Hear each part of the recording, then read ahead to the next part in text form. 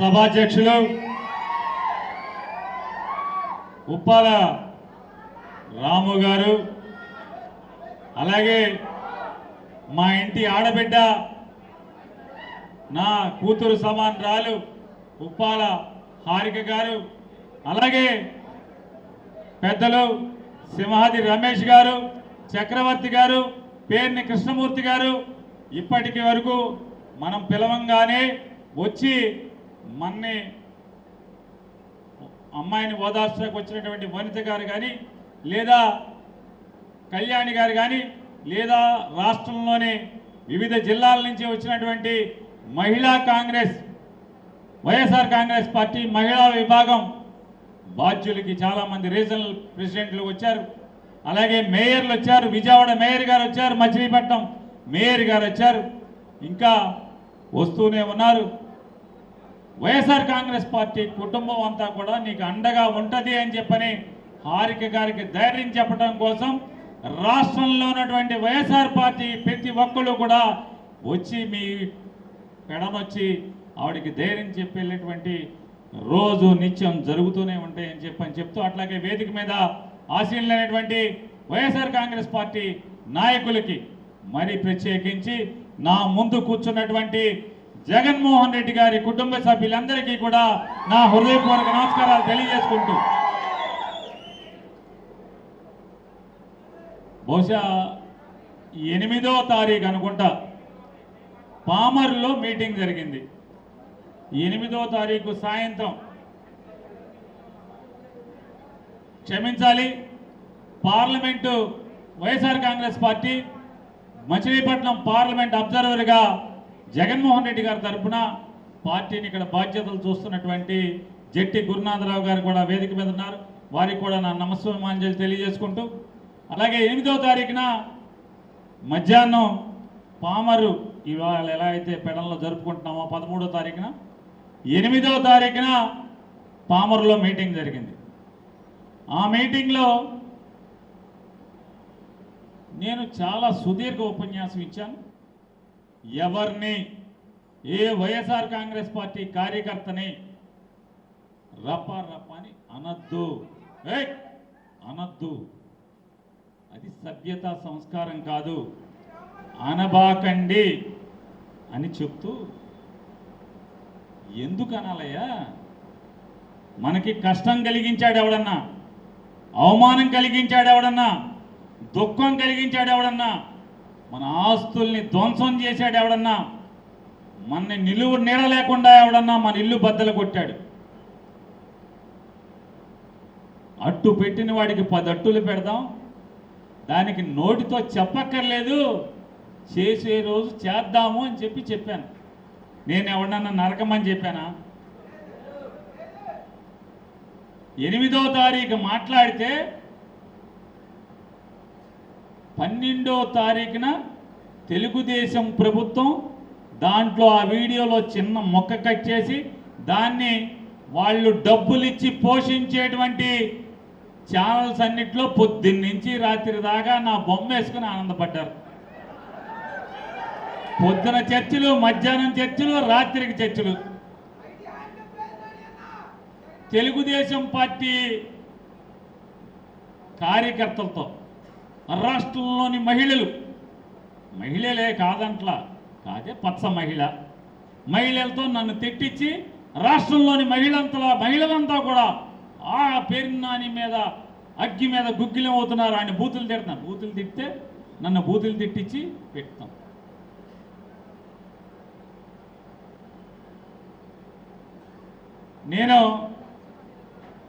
నేను ఏమీ అనకుండానే Telugu Desam party TV channels అన్నింటిలో కూడా నేను తల నరకం అన్నానని, చీకట్లో నరికేసేయండి అని చెప్పి అన్నానని చేస్తున్నారు కదా. రండి కైలానీల్ గారు, స్కూల్కి లేటుగా వచ్చారా?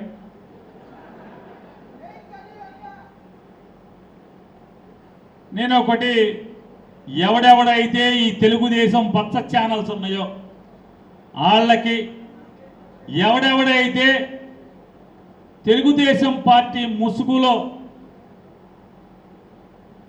నన్ను ఇష్టారాజ్యంగా మాట్లాడాడో వాళ్ళందరికీ నేను ఒకటి చూపిస్తాను. ఒక్కసారి బాబు ఇయ్యి నాన్న ఇవన్నీ ఒక్కసారి ఏమై వేస్తున్నావా? ఈ లైట్ లేపుతున్నాను కొంచెం. ఒక లైట్ అవుతా రెండు ఆపే. ఆ భూతాన్ని భూస్థాపితం చేశానంట. చేశారా? చేస్తారా? చేస్తున్నాను అని చెప్పాను, చేస్తానని చెప్పాను. ఒక్క నిమిషం ఆగమన్నప్పుడు ఆగి మిగతా వాళ్ళు కూర్చోవాలి. అక్కడ అడ్డు కనపడదు అతనికి. నాకు అతనికి అడ్డు లేకండి, కొంచెం నాకు అతనికి అడ్డు లేకండి చాలు.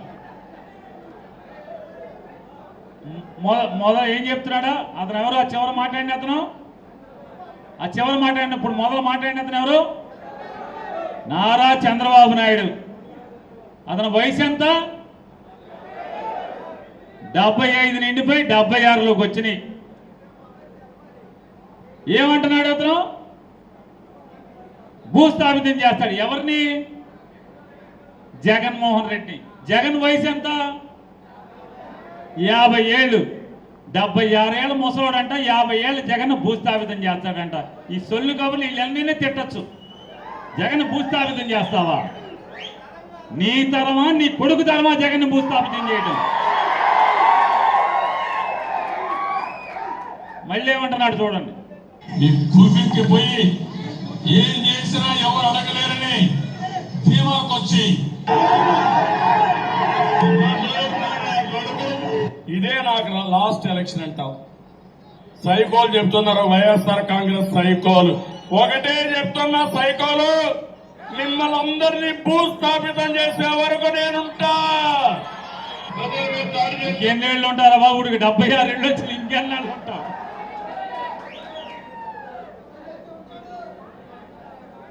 కాదు, సైకోలు అంట.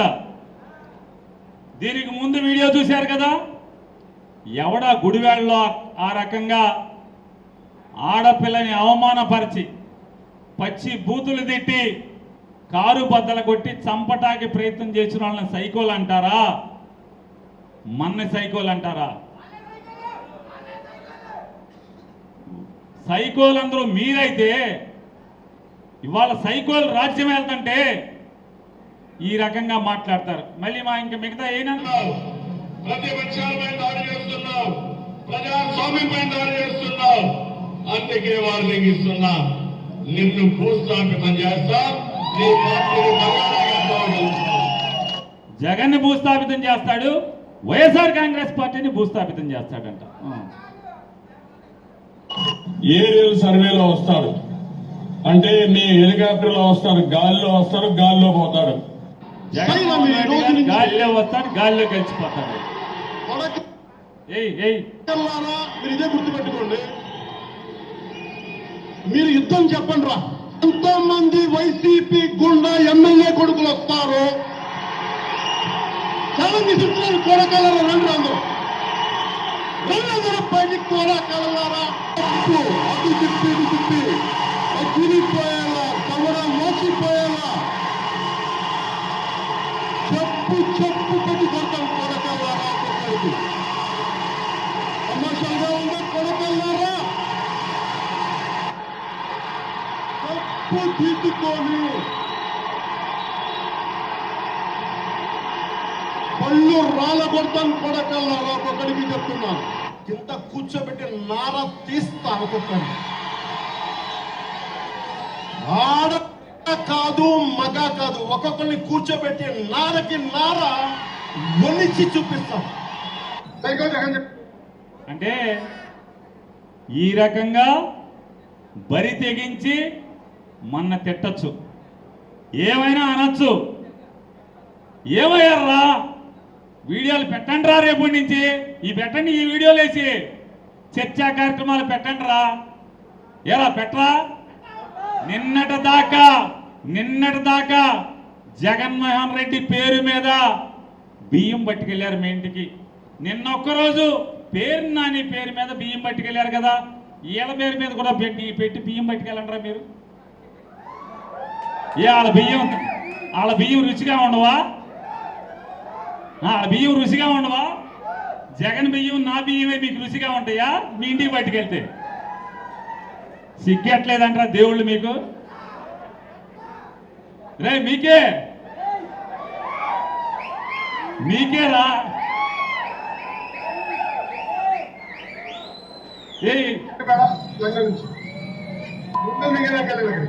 అయ్యా, మనం సైకోకి భయపడే బ్యాచ్ కాదు, ఆ సైకోలకి తోలు తీసే బ్యాచ్. వచ్చేది మేమే. కడ్రాయర్ తో గుడివాడలో ఊరేగింపు చేపించే బాధ్యత ఈ లోకేష్ తీసుకుంటారు. ఒక్క నిమిషం ఆగాలి. అతనేమంటాడు? సైకోలు అంట. మనం ఎర్ర బుక్కు రాసి ఈ రకంగా దుర్మార్గాలు చేస్తున్నాడు సైకోనా?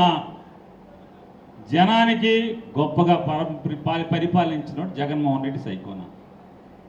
ఎవడు సైకో?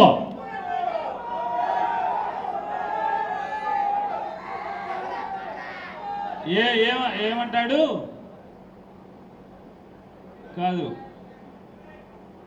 గుడ్డలు ఓడదీస్తాడంట. అది కూడా అన్నాడులే, ముందు గుడ్డలోడ తీసి కట్రాయర్ మీద రావాలంటే గుడ్డలోడ తీయాలి కదా.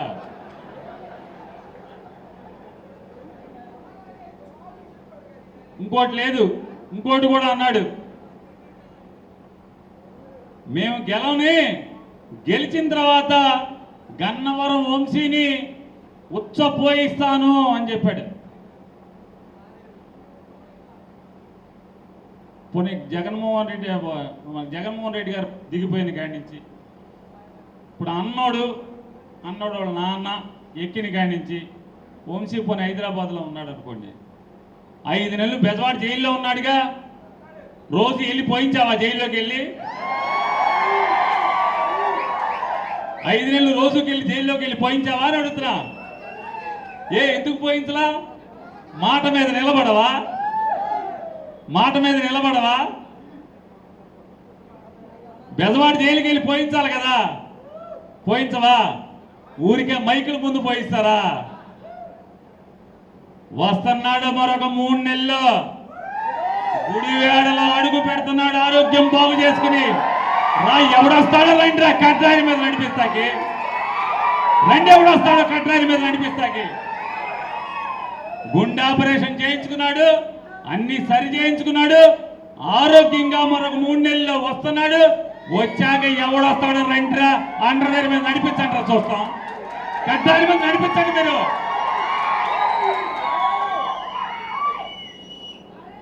తర్వాత ఇంకో ముసలినాయాలు వచ్చాడు, ఆడేం మాట్లాడు చూడండి. డబ్బుగా అమ్ముడు పోయినాడు లేడు, ఆ డబ్బు పవర్ స్టిల్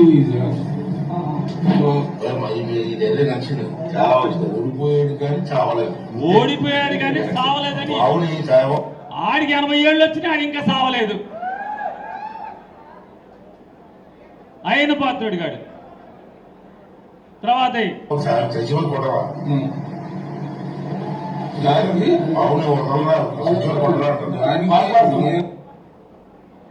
ఆ తాడేపల్లి ప్యాలెస్ దద్దమ్మకి చెప్తా ఉన్నా, అరే బోసడీకే నీకు దమ్ముంటే తెలంగాణ పోలీసులకి ఎవరో నోటీసు, నువ్వు తమిళనాడు పోలీసులకి ఇవ్వ నోటీసు, యూపీ పోలీసులకి ఇవ్వ నోటీసు, గుజరాత్ పోలీసులకి ఇవ్వ నోటీసు, నీ గుంటూరు ఎస్పీకి ఎవరో బోసడీకే నోటీసులు. ఏంట్రా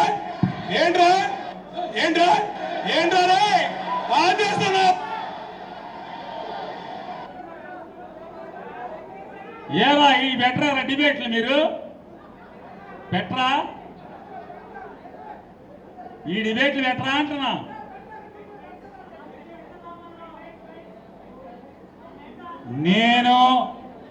నేను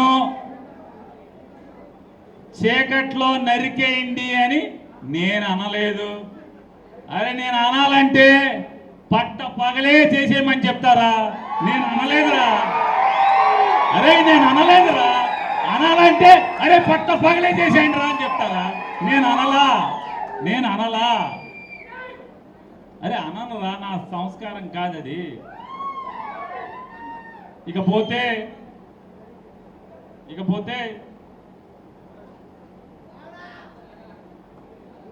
ఇవాళ బందర్లో ఒకడు ఉన్నాడు, ఒక మంత్రి.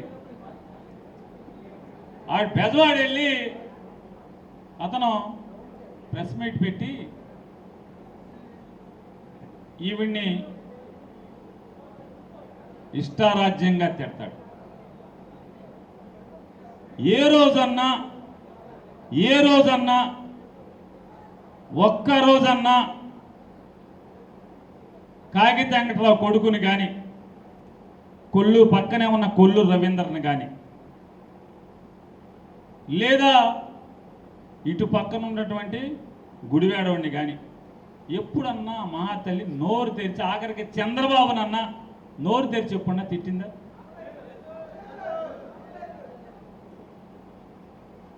అటువంటి సాధ్వీమణి, అటువంటి విద్యాధికురాలు, ఒక వెనుకబడిన తరగతుల కులంలో పుట్టి ఈ కృష్ణా జిల్లాల పరిషత్కి అధ్యక్షురాలుగా పనిచేస్తున్నటువంటి ఆవిని, ఒక ఉన్నతమైన స్థానంలో ఉన్నటువంటి ఆవిని కించిపరుస్తూ మాట్లాడుతూ దిక్కుమాలిన నీ మంత్రి పదవి కాపాడుకోవడం కోసం నువ్వు ఎన్ని ఇట్లాంటి సాధ్వీమణి లాంటి ఆడబొడుచుల్ని ఎంతమందిని నువ్వు తిట్టినా,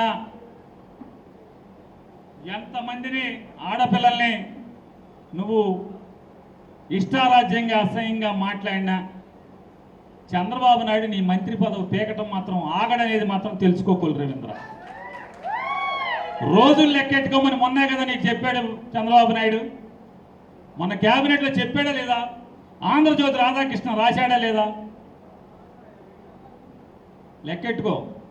నువ్వు నన్ను తిట్టి, ఉప్పాల రాముని తిట్టి, బంగారం లాంటి తల్లి ఉప్పాల హారికని తిడితే, అరే మీ అందరికీ చెప్తున్నాం, ఒక అమాయకురాలైనటువంటి, ఒక ఉత్తమరాలైనటువంటి, వెనుకబడిన కులానికి చెందినటువంటి ఒక ఆడపడుచు పెట్టుకున్న కన్నీరు మీ మూలంగా, పచ్చ సైకోలు మూలంగా ఆవిడ కంట్లోంచి నేల మీద పడినటువంటి ప్రతి కన్నీరు మీ పచ్చ సైకోళ్ళగాళ్ళందరినీ కూడా ఇంటికి పంపించడం ఖాయం అనేది కూడా నేను ఇవాళ మీరు రాసి పెట్టుకోమని చెప్తున్నాను.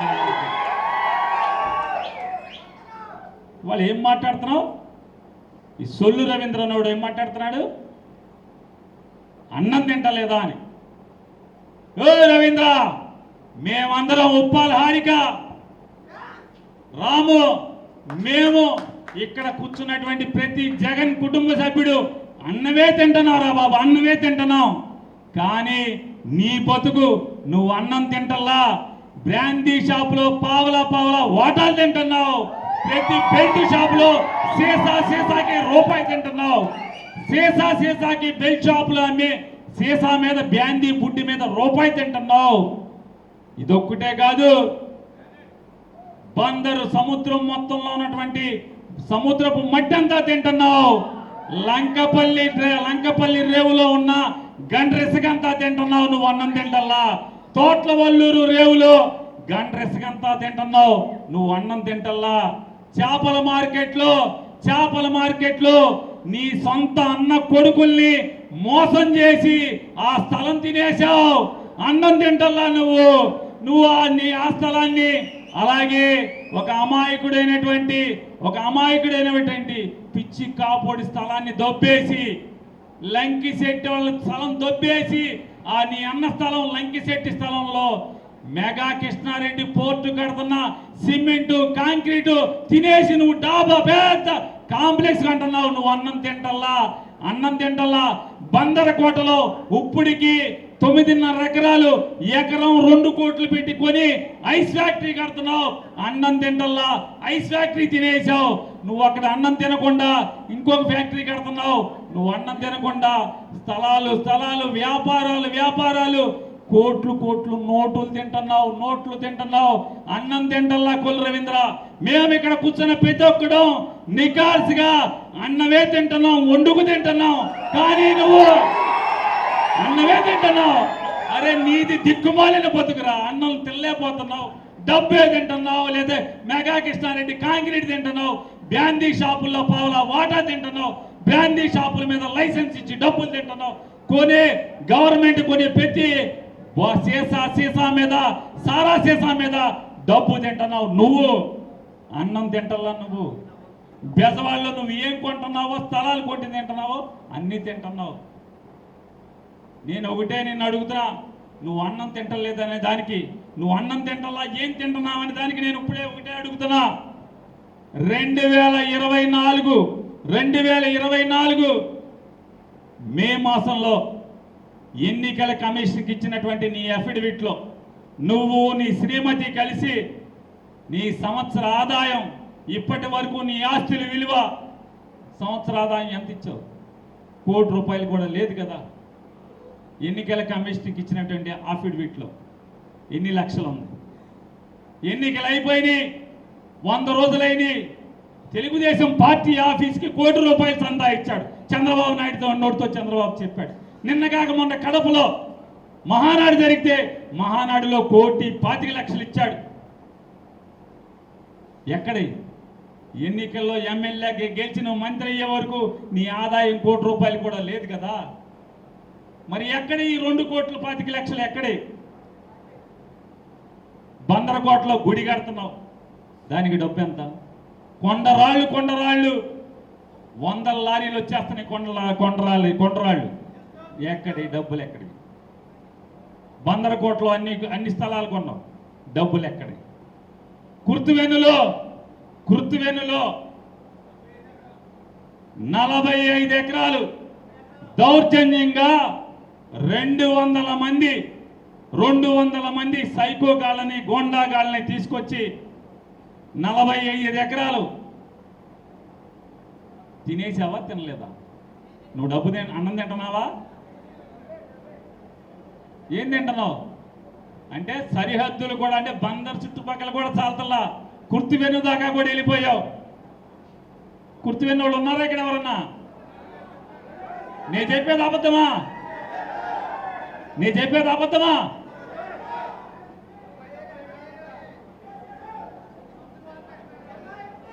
ఇవాళ రాబోయే రోజుల్లో నువ్వు అన్నం మానేసి తింటున్నటువంటి ప్రతిదీ లెక్కెట్టి ఖచ్చితంగా ఈ సమాజానికి, ఈ ప్రపంచానికి ఇవాళ నీ గురించి చూపిస్తున్న నీ టీవీ ఛానల్స్కి ప్రతి ఒక్కడికి ఛాలెంజ్ చేసి చెప్తున్నా. కొల్లు రవీంద్ర గెలిచిన దగ్గర నుంచి అన్నం మానేసి ఏం తింటున్నాడో ఆధారాలతో సహా మీ అందరికీ చూపిస్తున్నామంటాం. 6 నెలలకి మా ఊరు ఎమ్మెల్యే అన్నం మానేసి ఏం తింటున్నాడో కూడా మీకు సాక్ష్యాధారాలతో సహా చూపించబోతున్నామని కూడా చెప్తూ, ఇవాళ క్యాబినెట్లో, చంద్రబాబు నాయుడు క్యాబినెట్లో సగం మంది అంటున్నారు, అమ్మని అమ్మ ఈడు పెద్ద నటుడురా బాబు, తండ్రిని కొడుకుని ఇద్దరిని పట్టేశాడు, ఈడు మహానటుడు అంటున్నారు. మేమంటలా, కుర్చీల్లో నీ క్యాబినెట్లో నీ పక్కన కూర్చునేటువంటి నీ మంత్రులు బయట సెక్రటరియట్లో మాట్లాడతారు. అమ్మని ఈడు చూస్తే మామూలుగా అసలు ఏం మాట్లాడకుండా ఇట్లా రోబోలాగా వెళ్ళిపోతుంటాడు, నవ్వడం, కోపం కూడా చూపించడు. ఆయన వీడి దగ్గర ఎన్ని కళలు ఉన్నాయి రా బాబు, ఇంత పెద్ద నటుడని ఈ రాష్ట్రంలో ఉన్నటువంటి సగం మంత్రులు సెక్రటరియట్లో అందరితో ఇదే మాట్లాడతారు. ఈడి నటన ముందు ఎవడో సాలరా బాబు, ఈడు అసలు మామూలుగా చంద్రబాబు నాయుడు కొడుకుని ఎమ్మ పట్టేసాడు, అసలు మన వల్ల కాదురా బాబు అని చెప్తున్నారు. ఇవాళ ఇదొక్కటే కాదు, ఇవాళ ఇతని నటన ఇదైతే, ఇంకా రాబోయే రోజుల్లో చెప్పుకోవాల్సినవి చాలా ఉన్నాయని చెప్తూ మనందరం ఎదురు చూస్తున్నాం. మన ఆడపడుచు తనకు జరిగిన అవమానం గురించి, తనకి ఏ రకంగా మానసికంగా కుంగదీసి ఇవాళ ఎన్ని తప్పుడు మాటలు మాట్లాడినటువంటి